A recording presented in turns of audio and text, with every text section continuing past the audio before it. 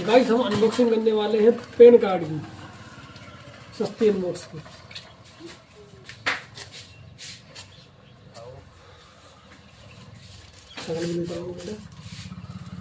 ये निकाला इसके अंदर एक डॉक्यूमेंटेशन और भारत सरकार इनकम टैक्स सर्विस। उसके बाद ये भाई का फोटो दिख रहा है, कोई मुझसे सवाल है, कोई मुझसे सवाल।